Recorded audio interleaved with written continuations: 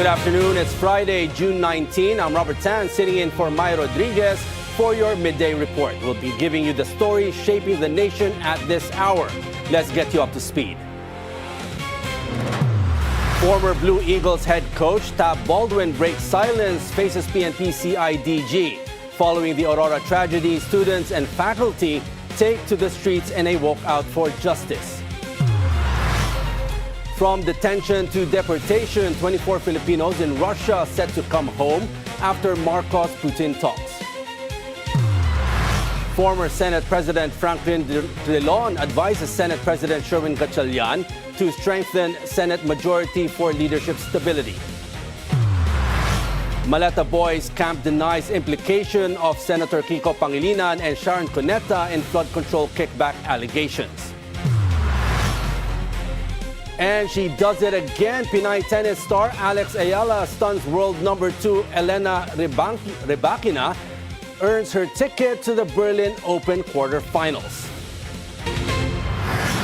Former Blue Eagles head coach Tab Baldwin has finally responded to a subpoena following the tragic deaths of 2 student athletes in Dipaculao, Aurora. Lade Kabagani joins us on the live from Camp Crame in Quezon City. Lade, go ahead.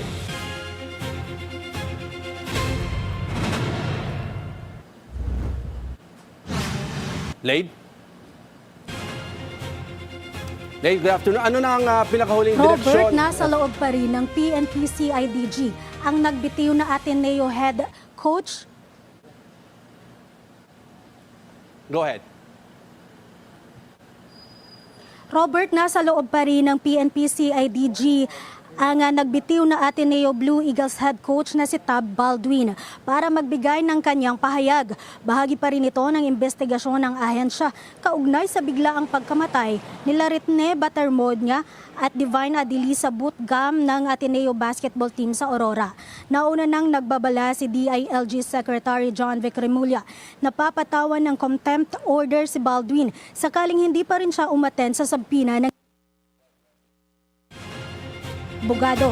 Dumating sa tanggapan ng PNP CIDG si Baldwin bandang 8:30 ng umaga. Halos kalahating araw na ang lumipas, hindi pa rin sila nakakalabas. Nandito rin si Secretary Remulla kanina at nakipagpulong kay CIDG Director Police Major General Alex Morico II kaugnay pa rin sa insidente.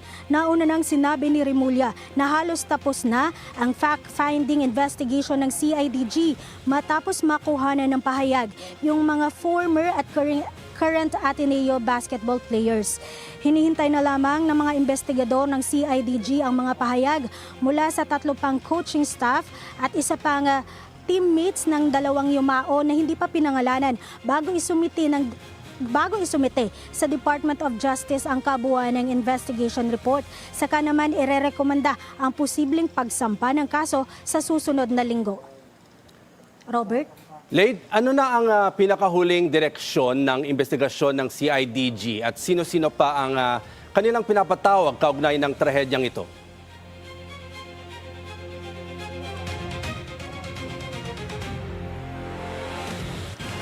Robert, sa kasalukuyan sinusuri pa rin ng PNP ang posibleng paglabag ng Ateneo sa Anti-Hazing Act o kung maaring may kasong homicide na maisampa. Kabilang sa mga pinadalhan ng subpoena sina Baldwin, yung 3 pang miyembro ng coaching staff at yung isa pang teammates nila Rene at Adili na may direktang kaugnayan doon sa insidente at kasama sa team building ng Ateneo basketball team player sa Aurora. Pati na rin yung mga first responders na tumulong sa mga biktima ay ipapatawag pa rin ng CIDG. Robert? Okay, thank you, Lade Kabagani, reporting live from Camp Crame in Quezon City. A crucial chapter for resigned Blue Eagles head coach Tab Baldwin. POC President Bambol Tolentino says the ongoing probes into the Aurora tragedy could ultimately determine whether he continues his coaching career. Anton Rojas reports. President Abraham Bambol Tolentino says the tragedy involving Ateneo players Rene Baterbonia and Divine Adili could have far-reaching consequences for head coach Tab Baldwin. In an exclusive interview on The Scorecard, Tolentino said the ongoing investigations could ultimately determine the future of Baldwin's coaching career. The POC chief said questions of command responsibility are now part of the discussion as authorities continue to establish the facts surrounding the incident. Tolentino noted that Baldwin holds coaching certifications recognized by the Samahang Basketball ng Pilipinas and FIBA. He said any findings from the investigations could have an impact on those credentials. After this investigation, definitely SBP is under POC. So, sabihin, anong ginawa nyo? POC. Anong ginawa natin, SBP? Definitely, mag-i-issue yun, or dapat nga ngayon kung hold na yung certificate niya, yung license niya to coach. Di ba? So, kaya nasabi ko na kung as command responsibility, pag guilty or what, baka might be end of his coaching career. Tolentino said it is still too early to draw conclusions.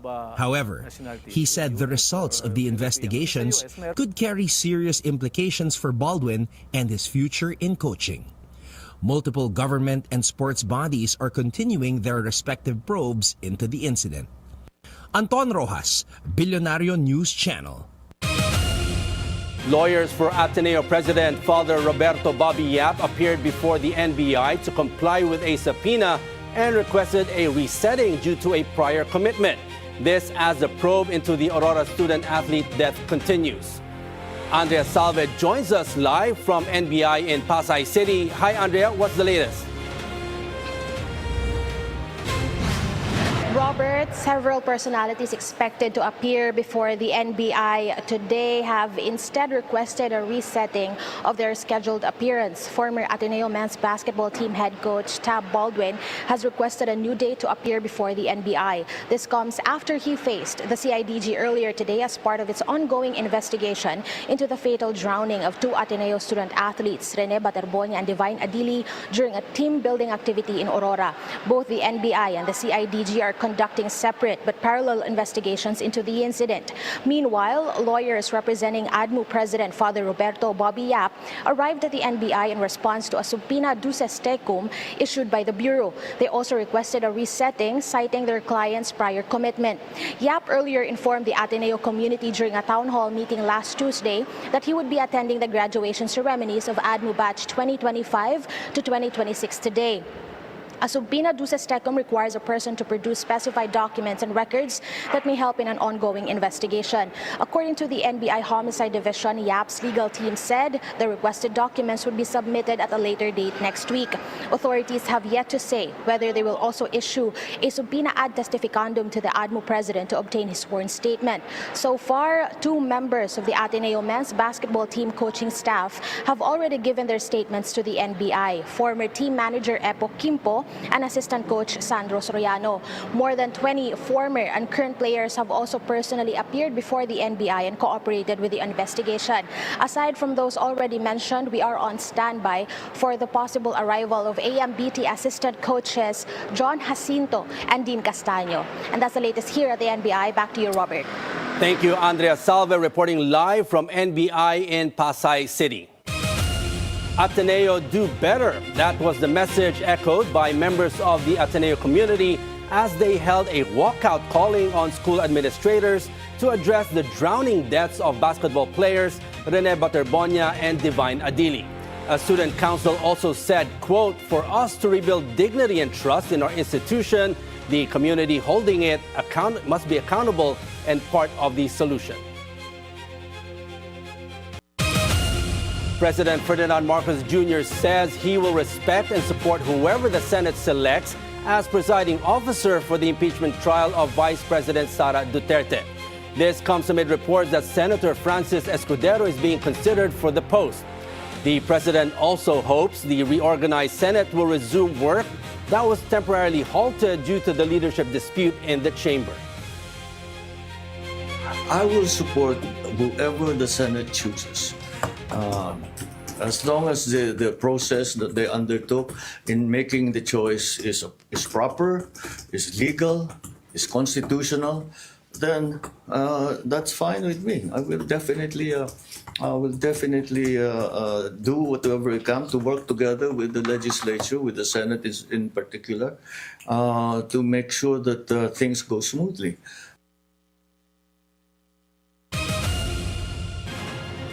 Former Senate President Franklin Drilon said that while 16 votes are required to convict Vice President Sara Duterte in an impeachment trial, this should not be considered written in stone. On BNC's memo, Drilon said statutes cannot be interpreted to the point of absurdity, citing debates on whether all members of the Senate should be counted in certain situations. Drilon made the statement amid questions over the Senate's composition, including Senator Ronald Bato de la Rosa, who is in hiding due to an ICC arrest warrant, and detained Senator Jinggoy Estrada, who is also under a 90-day suspension over the flood control scandal.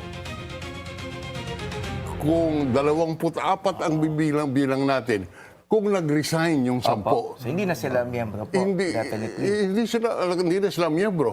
O ilan ang basihan mo ng 2/3? Opo. Ilan? Pero sir, tanong ko po. Tanong kita. Opo. Ilan ba ang, anong numero ang pagbabasihan mo kung sa Kung may 24 nag-resign, may nag-resign ng 10, namatay, etc. So ang naiiwan, Yung matitira na lang po, yung syempre. matitira. So ang 2/3, babasihan mo doon sa natira.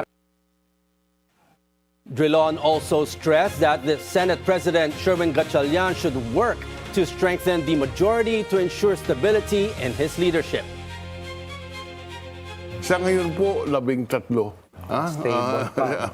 At anytime na maging matanggal, malipat sa kabila, ang isa medyo magkakaroon naman ng question on the legitimacy of his leadership. Kaya sa akin, for purposes of stability, kailangan po na sikapin na maghikayat at kumuha ulit ang isa pa sa majority. House Prosecution Panel spokesperson Zia Alonto Adyong says the Constitution should be a living Constitution. Adyong told BNC's memo that it should go hand in hand with lived experiences. He made the statement amid questions over the Senate composition. It should be responsive to the current demand and circumstance ng bansa. No? So sa palagay ko naman, mayroong lumalabas na ngayon na ongoing debate. No? Parang fresh outlook on how we apply itong constitutional requirements as to the votes in the impeachment na based on the current number, the active, I'm not saying all members, but the active members, those who can be able to participate. Adyong also said the House prosecution team will accept whoever is designated as presiding officer of the impeachment trial against Vice President Sara Duterte. We will comply with whatever the directive, including the decision of the Senate acting as impeachment court kung sino po yung uupo doon. What is important sa amin is yung magiging impartial, yung magiging Senate hearing or impeachment hearing.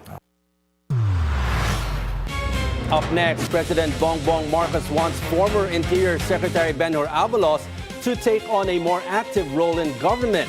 Is this a signal of the rumored cabinet reshuffle? That and more news when the Midday Report returns.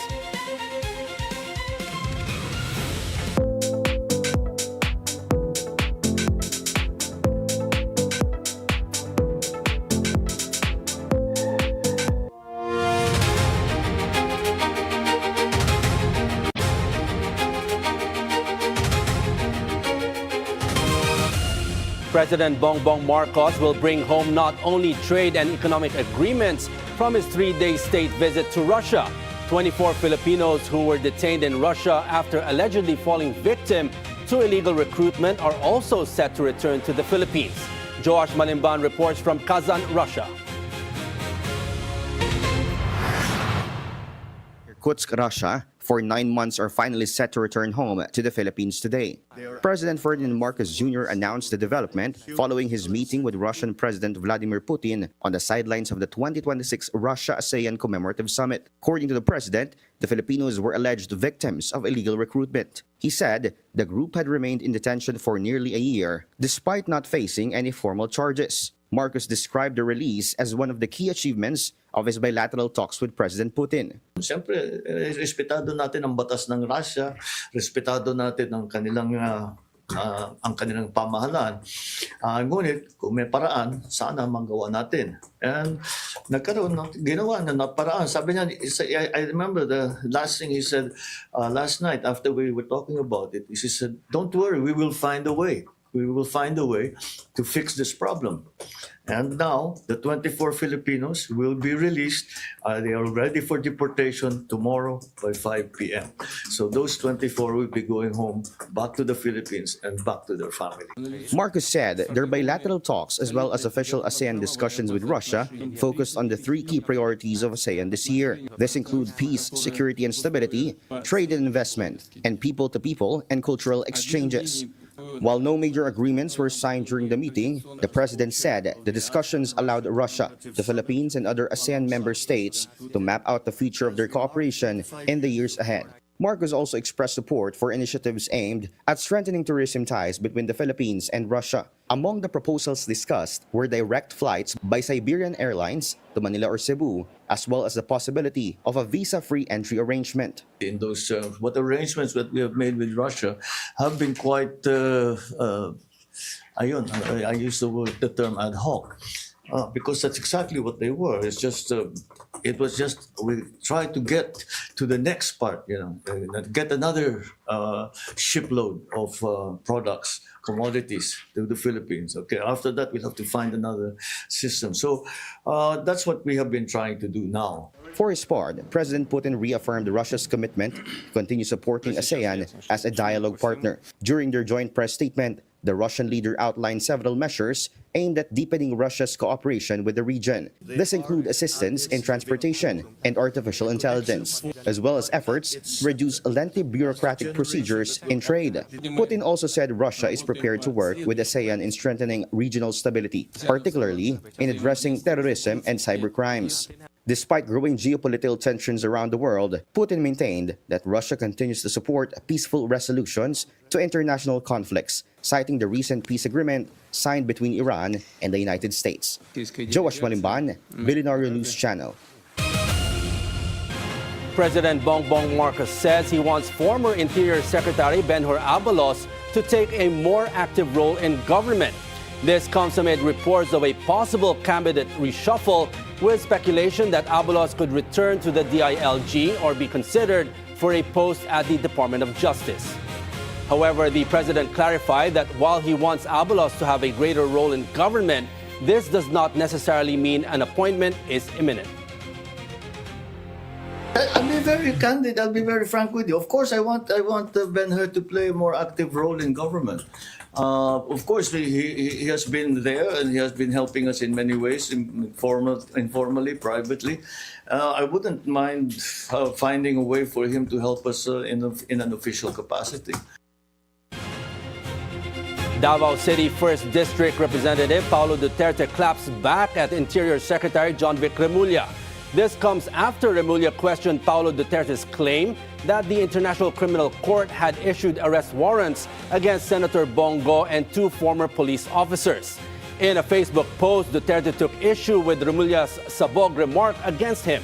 He also challenged Remulla to undergo a hair follicle drug test along with his boss's wife, and their children.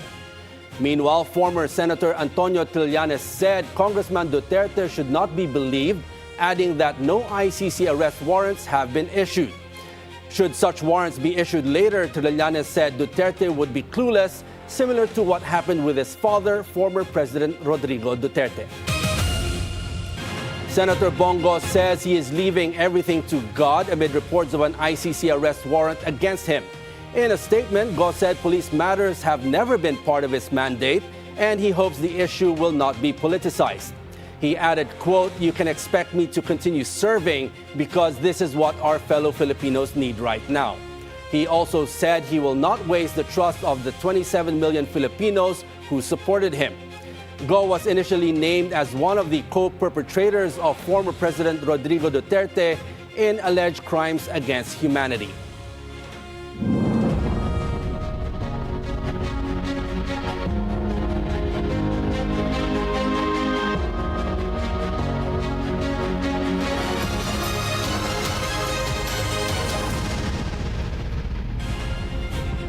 Attorney Levy Baligod, legal counsel for the so-called Maleta Boys, says the Office of the Ombudsman has started one-on-one interviews with his clients. On BNC's The Spokes, he said that as of yesterday, 9 of them had already been interviewed. He also revealed that they are building cases against certain individuals while prioritizing one particular subject as directed. When asked about the submission of separate affidavits, Baligod explains, That's what we are doing now because if you look at the rules of the Ombudsman, pag nag-file ka ng complaint doon, the Ombudsman has to review if your allegation warrants the conduct of a preliminary investigation. So Yes, that is the stage now, no? Ini-interview nila ang SPI bawat isa. Ito yung evidence gathering. Dun sa isang They are case, collecting, they are PI na collecting nga, information from these witnesses. Preparatory to a formal complaint by the panel of investigators against the individual respondent. Baligod also clarified that the Maleta Boys did not insinuate that Senator Francis Kiko Pangilinan received flood control kickbacks, but only claimed that he and his wife, Sharon Cuneta, used Zaldico's air assets during the 2025 campaign. Actually, natawa ako doon, Atty. Trixie, no? Kasi that shows his tendency to prejudge. Okay, It was indolence, actually. You know, present yung picture niya doon. Walang sinabi ang mga kwan. You review the video coverage. Walang sinabi yung mga sundalo eh. Kaya sabi ko doon sa nag-ooperate nag-ooperate ng mga presentation ng slides. Anong PowerPoint? Move forward. Kako, hindi yan. It's a number of pictures depicting the use of helicopters and air assets, no, ni Zaldico by the couple. Hindi lang naman minsan during the campaign. No? So, Meron, makikita mo pa nga, ng 2025 Kiko Pangilinan, nasuot ni Miss Sharon. A group of youth protested at the Ombudsman calling for the expedited filing of cases against officials linked to the flood control scandal. Kuha tayo ng detalye mula kay Isaiah Mirafuentes ng Abante. Isaiah? Yes, Robert, nagprotesta nga kanina sa harap ng Office of the Ombudsman ang grupo ng mga kabataan para ipanawagan na ilabas na ang kaso laban kay Senator Joel Villanueva. Ayon sa mga nagprotesta, inaantay na nila ang naging pahayag ni Ombudsman Jesus Crispin Remulla na inihahanda nila ang kaso para kay Villanueva. Nila, matagal na itong sinabi ni Remulla. So bakit wala pa rin silang nilalabas na kaso? Ayon sa miyembro ng Samahan ng Progresibong Kabataan mula sa PUP na si Christian Ancheta, hindi maaaring maligtas si Villanueva sa pananagutan ng dahilang sa paglipat sa mayorya ng Senado. Nila, hindi rin daw maaaring gumaan ang bigat ng kaso laban kay Villanueva at maging bailable ito. Matapos naman nilang ilahad ang kanilang salubin, maayos rin naman silang umalis sa harap ng Office of the Ombudsman. Robert. Isaiah, bakit si Villanueva lang ang ipinapanawagan ng grupo? Bakit hindi kasama si Escudero? Actually, Robert, according to dun sa mga miyembro nga ng grupong nagprotesta sa harap ng Office of the Ombudsman, ang gusto naman daw talaga nila ay panagutin ang lahat ng sangkot sa flood control project. Subalit daw, itong ang huling nangyari kay Senator Joel Villanueva ay dun daw nila nakita na mukhang ang paglipat daw niya sa mayorya ay may magandang kapalit na para sa kanya. At ito raw yung pinakabagong balita sa ngayon.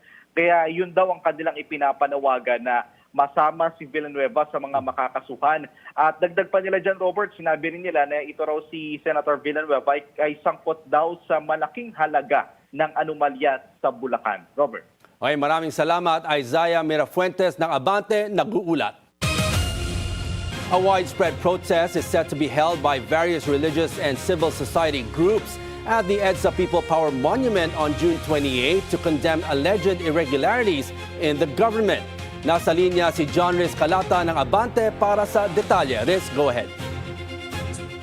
Robert, kasado na nga ang malawakang kilos protesta ng iba't ibang religious at civil society groups sa EDSA People Power Monument sa June 28. Ito ay sa pangunguna ng White Ribbon Movement na binubuo ng ilang grupo kabilang ang Philippine Council of Evangelical Churches, United Church of Christ in the Philippines, Imam Council of the Philippines, gayon din ang Catholic Bishops Conference of the Philippines, World Evangelical Alliance, Tama na at Artikulo 11. Layunin ng mga grupo ang matuldukan ang korupsyon sa pamamagitan ng pagpapanagot sa mga tiwali. Panawagan din ng grupo ang pagpapatupad ng matibay na anti-political dynasty bill, gayon din ang pagkakaroon ng makatotohanang halalan. Itong rally na ito is meant to remind once again the government that the Filipinos, tayong lahat, deserve a better future. And we believe, that the better future can only be achieved through better politics. Binigyang diin naman ni Bishop Efraim Tendero ng World Evangelical Alliance na hindi maaaring ihiwalay ang Estado sa Diyos dahil maging ang mga opisyal ng pamahalaan ay may pananagutan sa Diyos. Ipinanawagan ng mga grupo ang pagkakaisa at isigaw ang panawagan ng buong bayan sa pamahalaan sa isasagawang pagkilos. Robert? Riz, ilan ang inaasang dadalo sa White Ribbon Movement? Robert, ayon sa mga organizer, target nilang maabot ang 10,000 participants sa isasagawang rally. They'll be happy if ma-reach daw nila ang 10,000 participants, Robert. Okay, thank you for that report, John Riz Calata ng Abante. Foreign Affairs Secretary Teresa Lazaro says the DFA's response to China's sanctions on Defense Secretary Gilberto Teodoro should be handled through diplomatic channels, including the filing of a formal diplomatic protest. Beijing earlier banned Teodoro and his family from entering China, saying he had repeatedly made erroneous remarks that undermined China's legitimate interests and bilateral ties. Lazaro acknowledged that the move is Beijing's prerogative and falls under its sovereign rights. Yung ginawa ng action taken by China is their sovereign right. In fact, dun sa Facebook ni Secretary Teodoro, in-acknowledge niya na sovereign right niya ng China. So we put it as it is. Alam mo, ang dami na nating demarches at rather marami tayong diplomatic protest, but we have to be very focused on our diplomatic protest. But as such, acknowledge also by the Secretary of SND that it is the sovereign right of China to have that kind of action that they have taken.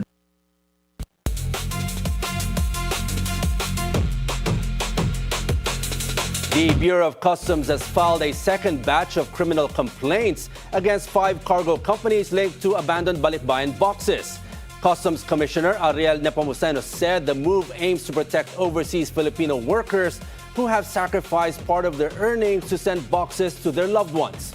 The 5 companies are accused of violating the Customs Modernization and Tariff Act. Around 3,000 boxes were left unclaimed, resulting in losses of over 20 million pesos for OFWs, according to Nepomuceno. The BOC said it is also preparing to file charges against 3 more companies involved in the same scheme. Just 2 weeks ago, the BOC filed similar complaints against Makati Cargo Express. A possible rollback in the prices of petroleum products is expected next week. According to the Energy Department, this comes after the announcement of an initial peace deal between the United States and Iran. The DOE said it now appears unlikely that oil prices will increase further. It added that if positive developments continue, the downward trend in prices may persist. Up next, the United States has lifted its naval blockade against Iran. More news around the world, plus the latest in sports and the weather after the break. Stay tuned to Midday Report.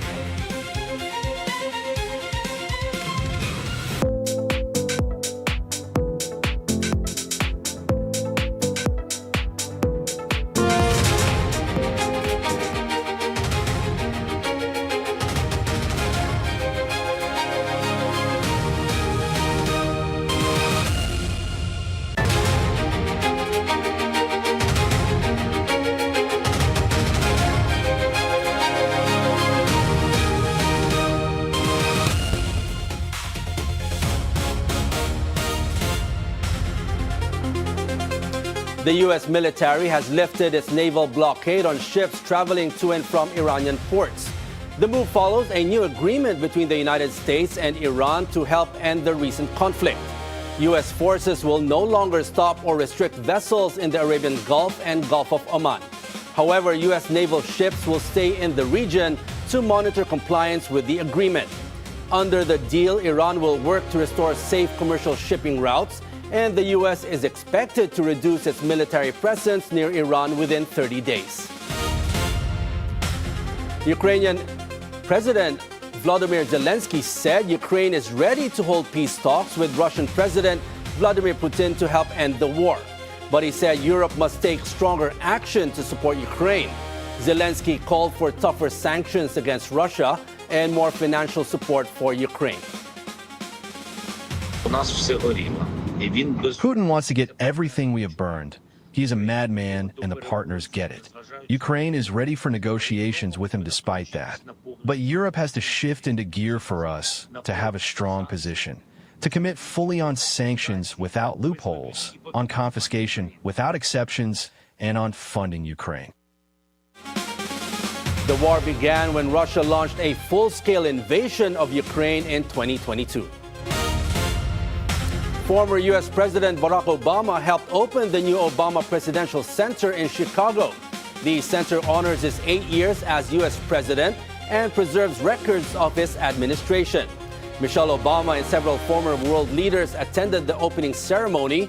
The $850 million complex includes a museum, library, performing arts hall, and athletic center. The center is expected to boost Chicago's South Side community.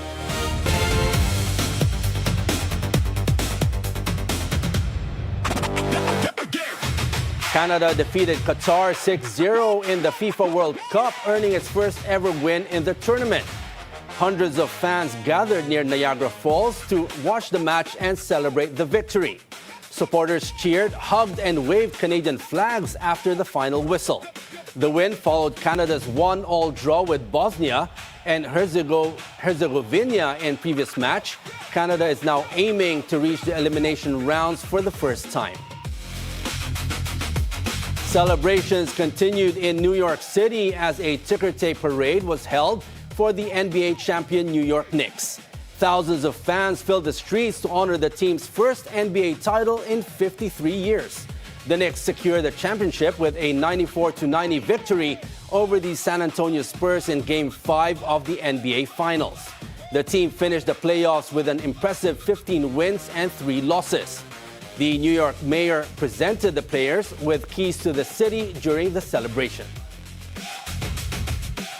The Knicks did not just win for New York City. They won like New York City. What is New York if not your back up against the wall?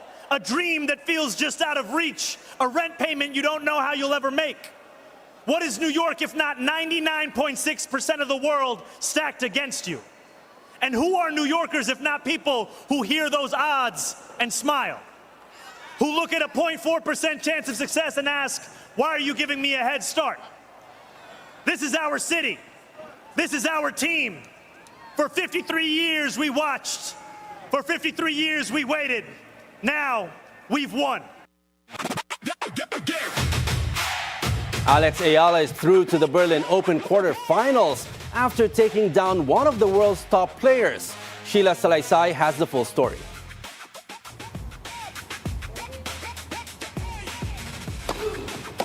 The Filipina star delivered the biggest victory of her professional career after upsetting world number 2 Elena Rybakina of Kazakhstan 7-5, 6-4 in the round of 16 of the Berlin Open. From wild card to giant killer, Alex Eala continued her incredible grass court run by taking down Rybakina, a victory that not only secured a quarterfinal berth in Berlin but also reinforced her status as one of the hottest players on the WTA Tour today. The victory was especially significant for Eala, who had lost to Rybakina in their previous meeting at the Italian Open earlier this year. This time, however, it was a different story. Rybakina came out firing, using her powerful serve to establish a commanding 4-1 lead in the opening set. The Kazakh star looked poised to take early control as she piled up aces and dictated play from the baseline. But Eala refused to let the match slip away. The Filipina steadily found her rhythm, putting more returns into play and forcing Rybakina into longer rallies. Her aggressive approach paid off as she erased the deficit and leveled the set at 4-4.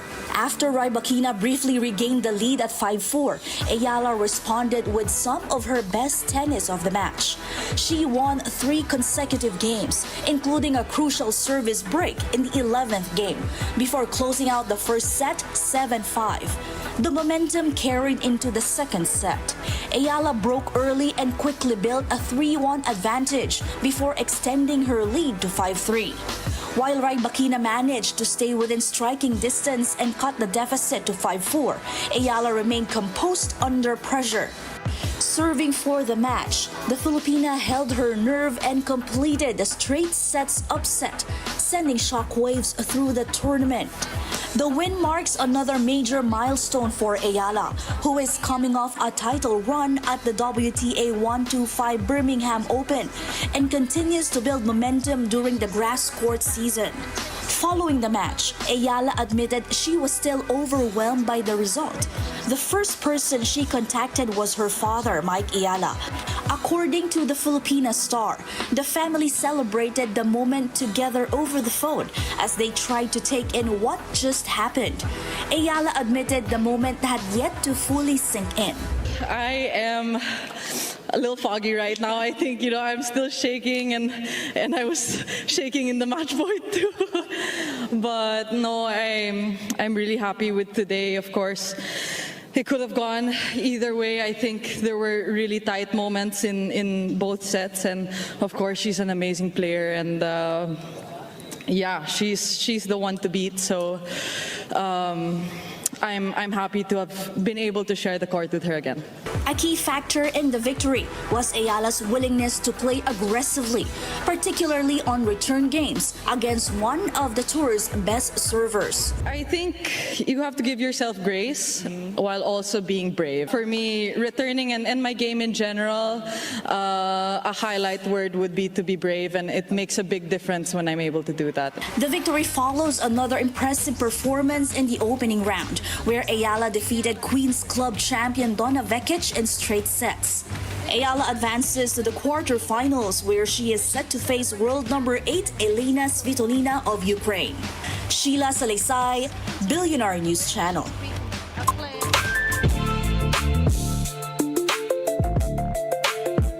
Moving on to weather now, the low-pressure area that developed into a tropical depression slightly accelerates while moving westward over the Philippine Sea west of Guam. Its center was located 1,850 kilometers east of eastern Visayas, still outside the Philippine area of responsibility. It has maximum sustained winds of 55 kilometers per hour near the center and gustiness of up to 70 kilometers per hour.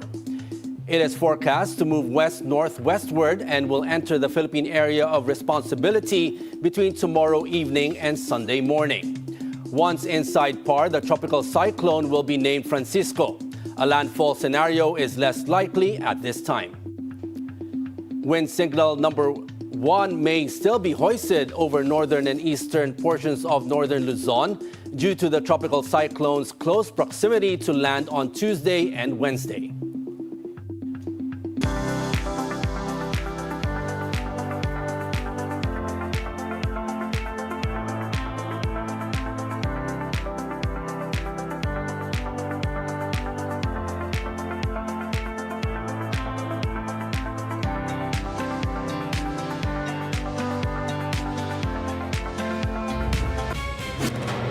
Up next, the cast of the beloved K-drama Love in the Moonlight is reportedly eyeing a 10th anniversary reunion show.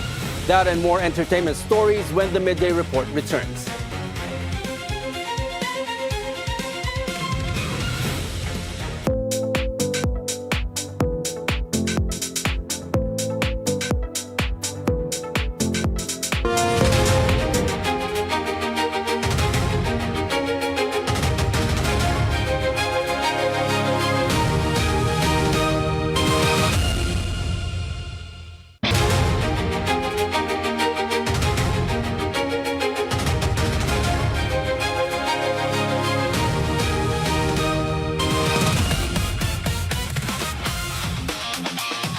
Looks like Madison Square Garden wasn't Taylor Swift and Travis Kelce's original pick for their big celebration. TMZ reports the couple initially planned a June 13 bash at Rhode Island's Ocean House Resort, complete with a fireworks display. But after details about the venue reportedly leaked, the event was moved to New York. Now, with a star-studded July 3 reception on the calendar, fans are left wondering, have the English teacher and the gym teacher already quietly said, "I do"? Speaking of couples who have officially made it down the aisle, Olympic pole vault king Armando Duplantis has married longtime partner Desiree Englander. The pair shared dreamy photos from their June 12 wedding somewhere in the south of France, both dressed in elegant white ensembles. The couple got engaged in October 2024, while Mondo continues to soar in his sport, recently setting his 15th world record. Meanwhile, fans of the hit K-drama Love in the Moonlight have something exciting to look forward to. As the beloved series nears its 10th anniversary, reports say lead stars are in talks for a special reunion variety show. The news has already sparked a wave of nostalgia online, with longtime viewers eager to see the cast together again, nearly a decade after the drama's original run. The Midday Report, I'm Robert Tan, sitting in for Mai Rodriguez. See you again on Monday at 1 p.m. Happy weekend and advance Happy Father's Day. Stay informed and stay safe.